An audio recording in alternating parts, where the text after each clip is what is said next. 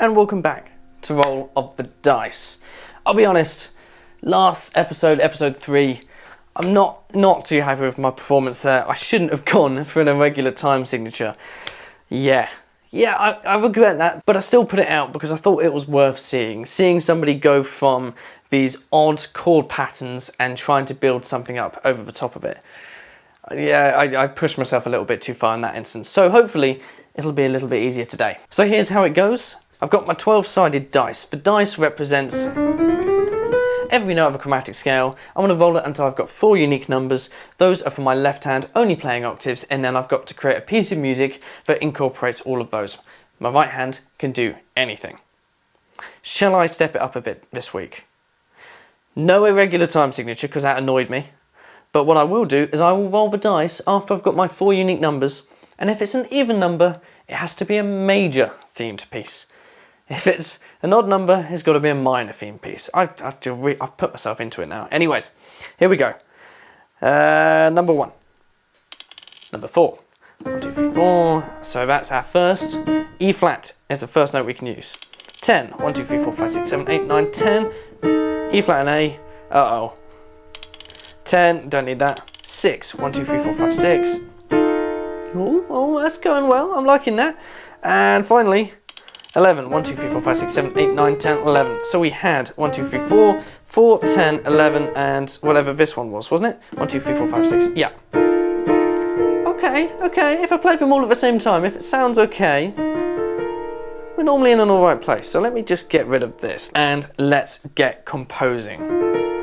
So my first thought is the F, A, and E flat make up a F7 chord, an F dominant 7 chord. I haven't covered this in my music theory yet, but I soon will. And if I have, there's a link in the description. An F dominant 7 chord sounds quite nice. Pretty much incorporates all of the notes apart from that B flat. It doesn't quite work in the left hand alongside it. That's a bit of a shame. But I've forgotten one thing. I've forgotten to roll the dice one more time. Roll 8. We're playing this in a major key. So that's probably for the best considering I was already going for a major chord. So we had F, A, E flat, B flat. Let me have a muck about and I'll get back to you shortly.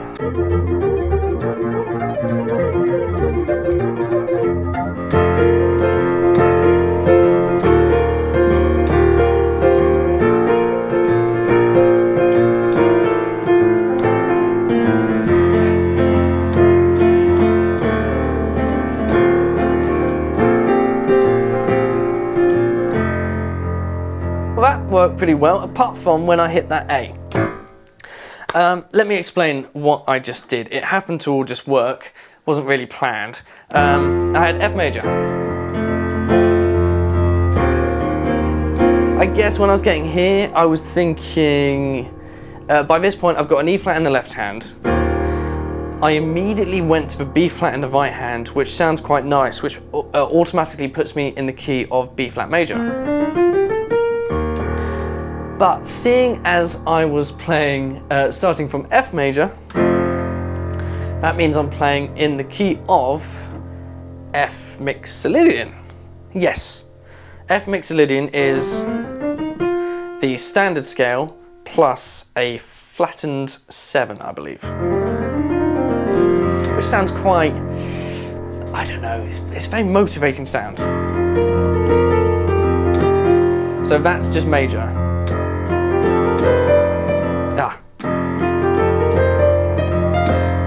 That is not in the scale normally. Normally it would sound like...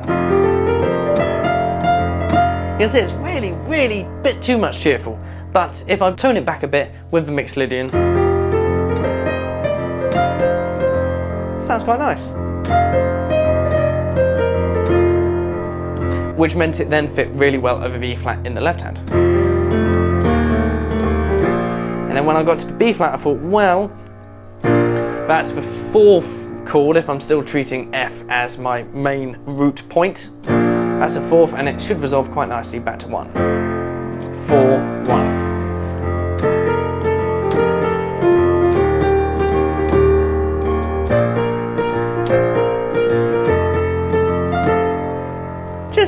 It's just nice and positive and cheery. It's very unlike me. So it's this A. It's this A that I've now got to think about, because technically the A is in the scale. It's a third note, but the problem is, because I've suddenly gone into a Mixolydian mode, when I get to that chord it's a diminished.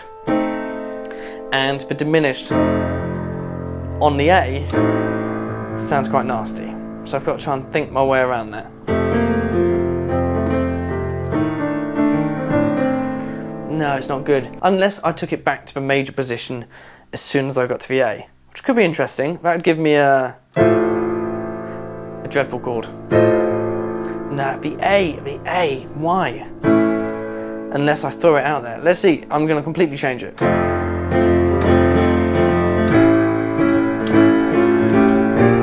Oh!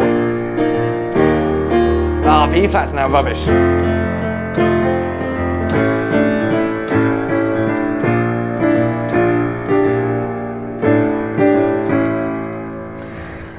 Oh, I knew that was going to happen. Okay, so we had the F major.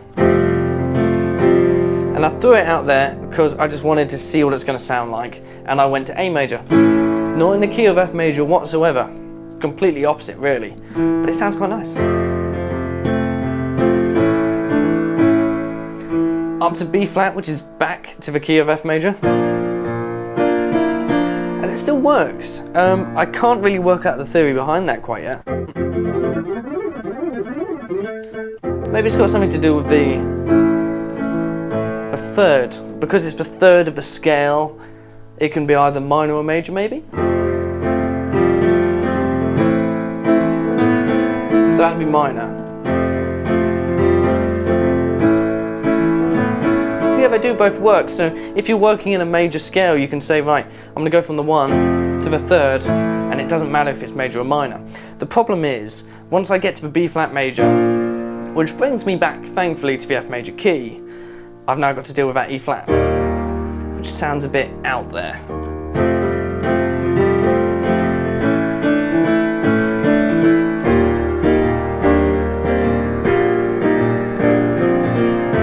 That could work, so I went F major to A flat major to E flat major, and then stayed on the E flat major in the right hand, while my left hand emphasised for B flat. So basically I'm still including all of these chords.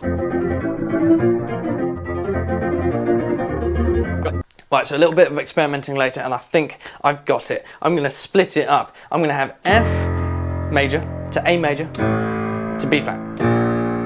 Then I'm going to go F to E flat to B flat.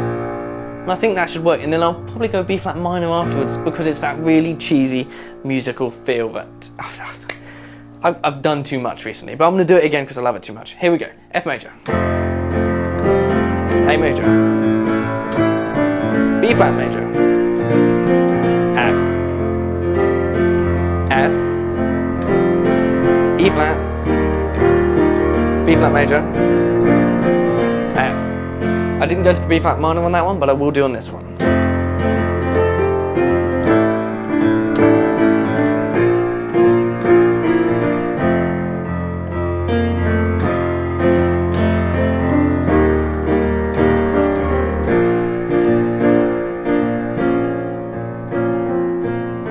See how that works? Didn't like the timing too much, but that fit. Let me see if I can actually create it into a rather nice song.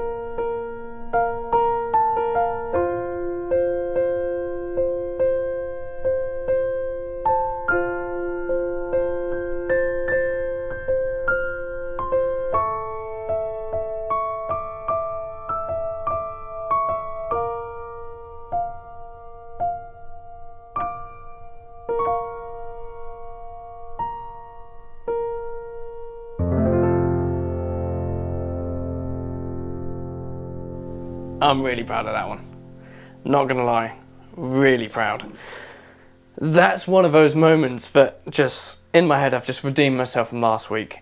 But it proves so much about this whole rolling the dice thing. I wouldn't have ever decided to go for 2 sets of chord progressions and intermingle them and cross them over between one another just so I can get to 2 unique chords that wouldn't normally work.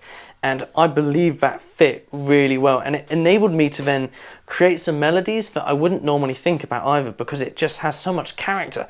Going from that F major to A major, that's C sharp, because you're going from C normally, going to a C sharp which is not in the key.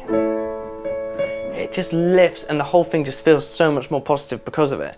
When I got to the bassier stuff down here, when I started to fill it out a little bit more, with the E flat in the left hand, I was playing an E flat 9, which meant a G minor 7 in the right hand and an E flat in the left hand.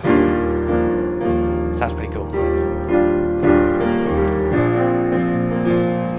And a lot of the time, you can hear that I'm adding in notes in between all this and all that. Don't look at it and think, how is he thinking about every single one of those notes? Because I'm not, and I'm pretty sure no one is when they're writing music. It's a case of knowing the fundamental structure of the chord first and foremost. Understanding I can put my hand in different inversions. That will be coming in later music theory unless I've already released it. And then filling in the gaps in between, because I know where my strong notes lie for the chord, which means that I can apply the melody to those stronger notes, and I know every single one of those notes are going to work because they're already in the chord. And then you have the notes all the notes in between, and it gives you scope to sort of play a melody within that chord, and that's pretty much what my hands are doing the entire time. I'm thinking about the chord first and foremost, and then the rest of my fingers that aren't doing the main chord, they're just filling in the gaps, and it happened to work really well that time. I'm little bit proud. Anyways, I hope you enjoyed that episode of Roll of a Dice. I quite like doing this where I've got 4 numbers and then having that major or minor distinction with the next number that it gives me. But if you've got any ideas for making this more specific or making it more challenging, please let me know in the comments below. But in any case, give this a go yourself. All you have to do is roll the dice. You can stick to just one scale. It could just be on the major scale, C major, roll it 1 to 7, give yourself 4 numbers again, and see what you come up with. But in any case, even if you don't want to get into composing, it's a great finger exercise to get your hands around those chords. So, stay motivated, keep practicing. If you like this video, give the channel a little subscribe, a little cheeky one there, and I will see you in the next Roll of the Dice. Have a good one.